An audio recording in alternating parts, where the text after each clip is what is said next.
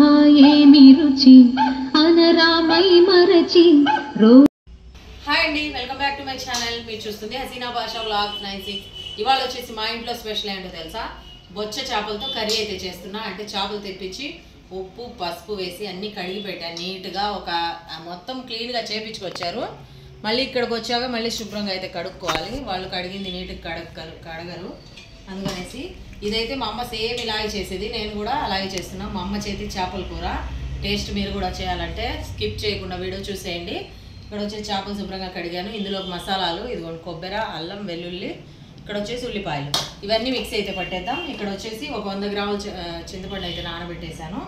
ఇప్పుడు first mixie పట్టేసి next process అయితే చూద్దాం.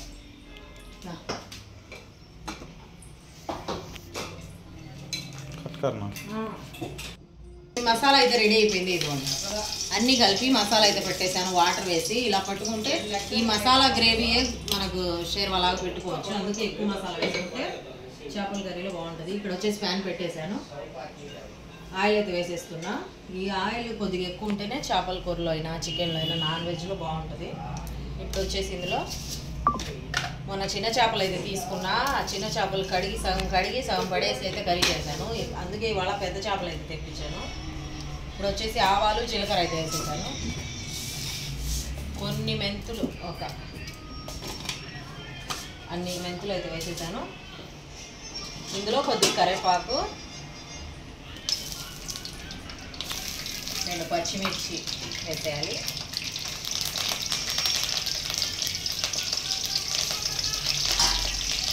ఈ పచ్చిమిర్చి చేపల కర్రీ తినేటప్పుడు నంచుకొని తినొచ్చు, చాలా టేస్ట్ ఉంటుంది చేపల కూరలో. లైట్గా ఫ్రై అయిపోతే చాలు. ఇవి ఎప్పటి మసాలా అయితే వేసేద్దాం. మసాలా అయితే వేసేద్దాం. మనం ఫస్ట్ మిక్స్ చేసి పెట్టిన మసాలా. ఈ మసాలా గ్రేవీయే టేస్ట్ కర్రీకి. మా అమ్మ అయితే మొత్తం కలిపి పెట్టేస్తుంది. అదే ఒక స్టైలు, ఇది ఒక స్టైలు. ఇలా కూడా చేస్తుంది ఒక్కోసారి. అలా ఇంకోసారి చేసి అయితే చూపిస్తాను మీకు. ఇది కూడా టేస్ట్ బాగుంటుంది. ఇవైతే కొద్దిగా పచ్చి వాసన పోయే వరకు ఫ్రై చేసుకోవాలి సిమ్లో పెట్టుకొని. అంతలో మనం చింతపండు గుజ్జు అయితే పిసికి పెట్టుకోవాలి నీట్గా. ఇది ఉంది కదా చింతపండు, 100 గ్రాములు నానబెట్టాను కదా. మసాలా ఫ్రై అయిపోయింది. ఇప్పుడైతే సాల్ట్, ఉప్పు, కారం అన్నీ వేసేద్దాం. పసుపు వేసాను. ఇక్కడ వచ్చేసి కొద్దిగా సాల్ట్ మళ్ళీ కావాలంటే వేసుకోవచ్చు, అందుకే కొద్దిగా వేసాను. సరిపడా కారం అయితే వేసేద్దాం. ఇప్పుడే కొద్దిగా కారం, నాన్ వెజ్ కాబట్టి కారం ఎక్కువ ఉండాలి కదా. ఇప్పుడు ఇవన్నీ కొద్దిగా బాగా కలిపేద్దాం.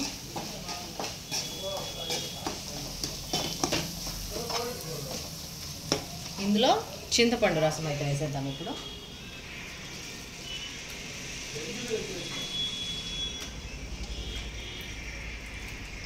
పులుపు చూసుకొని వేసుకోవాలి. మరీ ఎక్కువ లేకుండా తక్కువ లేకుండా ఉంటేనే చేపల కర్రీలో బాగుంటుంది.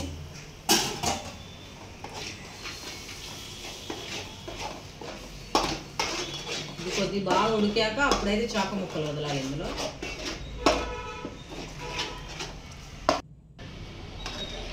ఇదిగోండి వాటర్ అయితే ఉప్పు, పులుపు, కారం అన్నీ చూసేసాను. ఇక్కడ వచ్చేసి ఇలా ఉండాలి. ఇది కొద్దిగా తెరలాక చేప ముక్కలు అయితే వేసేద్దాం.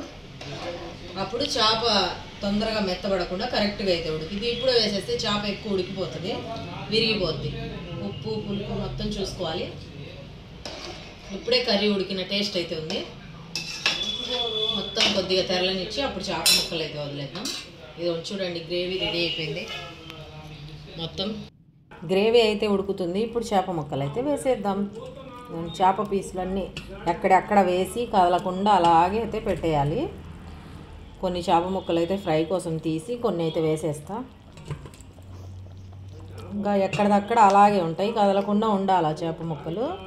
ఊరికి అలా ఇలా కదిలేయకూడదు. మామూలుగా చిన్నగా గరిటె పెట్టి కదిలేయకుండా చేసుకోవాలి.